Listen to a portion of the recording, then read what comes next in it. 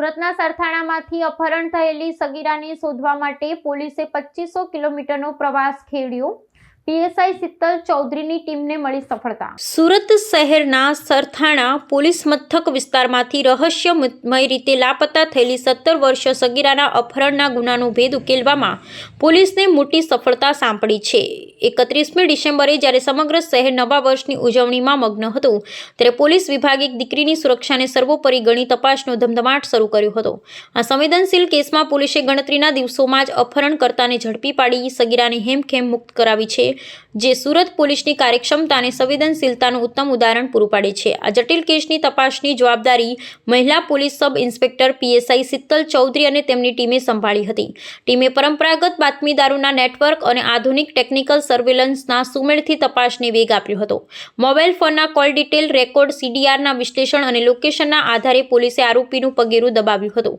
આ ઓપરેશન પાર પાડવા માટે પોલીસ ટીમે સતત 3 દિવસ સુધી રાત દિવસ જોયા વગર લગભગ 2500 કિલોમીટર સુધીનો વધુનો પ્રવાસ ખેડ્યો હતો અને અંતે આરોપીને દબોચી લેવામાં સફળતા મેળવી હતી। પોલીસની આ અથાગ મહેનત અને ત્વરિત નિર્ણય શક્તિને પરિણામે સગીરાને સુરક્ષિત રીતે તેના પરિવારજનોને સોંપવામાં આવી છે। તહેવારના માહોલ વચ્ચે પણ પોતાની ફરજને પ્રાધાન્ય આપી ખાખી એ જ રીતે આ ઓપરેશન પાર પાડ્યું તેની પોલીસ બેડામાં અને સ્થાનિક નાગરિકોમાં ભારે પ્રશંસા થઈ રહી છે। પોલીસે ઝડપાયેલા આરોપીઓ વિરુદ્ધ ભારતીય ન્યાય સંહિતાની કલમો હેઠળ ગુનો નોંધી કાયદેસરની કાર્યવાહી હાથ ધરી છે। હું PSI SD Chaudhary Sarthana police સ્ટેશનમાં ફરજ બજાવું છું। એક સગીરાનું અપહરણ થયું હતું અને કઈ રીતે તમે એને આરોપીને સુધી પહોંચ્યા?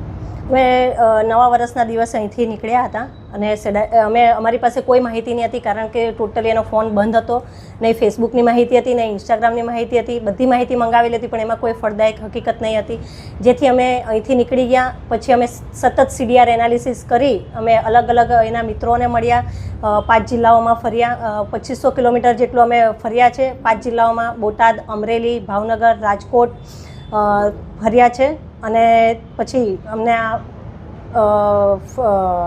આ ભાઈ જે છે એમને એ બોટાદથી મળી આવ્યા છે। કઈ રીતની મુશ્કેલીઓ પડી હતી અને કઈ રીતે તમે સંઘર્ષ કર્યો?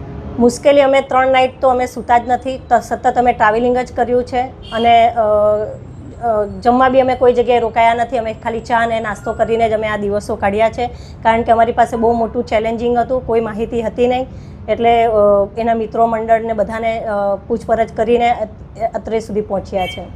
કઈ રીતે છેલ્લી લિંક કઈ રીતે મળી અને કઈ રીતે તમે આરોપી સુધી પહોંચ્યા? છેલ્લી લિંક અમે પોરબંદર હતા તે સમયે ફરીથી કોઈ માહિતી મળે એવું લાગતું નહીં હતું, જેથી અમે ફરીથી સીડીઆર એનાલિસિસ કર્યું અને પછી અમને એક લાગ્યું કે એના મમ્મી જે છે એ બીજા ઘર કરીને બીજી જગ્યાએ રહે છે, ત્યાં કદાચ હોઈ શકે એવી માહિતી મળી હતી, જેથી અમે પોરબંદરથી ભાવનગર પહોંચી શકીએ એવું અમારે સિચ્યુએશન નહીં હતી, જેથી પીઆઈનો સંપર્ક કરી અને અમારા પીઆઈ સાહેબે સ્થાનિક પોલીસ મોકલી એના મમ્મીને પૂછપરછ કરી હતી। ત્યારે તે સમયે જાણવા મળ્યું હતું કે ઢસામાં એની બેન રહે છે, કદાચ એના બેનના ઘરે હોઈ શકે, જેથી અમે પોરબંદરથી નીકળી અમે ઢસા ગયા। ત્યાંથી એના માસીનો કોન્ટેક્ટ કર્યો અને એના માસી અમને જણાવ્યું કે કદાચ એ માંડવા હોઈ શકે, જેથી અમે માંડવા ગયા અને માંડવા એક ઘર અમને શંકાસ્પદ લાગ્યું, જેની અમે તપાસ કરતાં એ ઘરને અમને ખખડાવતા હતા, દરવાજો પણ કોઈ ઓપન નહીં કરતું હતું, જેથી અમારી સાથે આવેલા એએસઆઈ ચેતનભાઈએ 11 ફૂટ જેટલી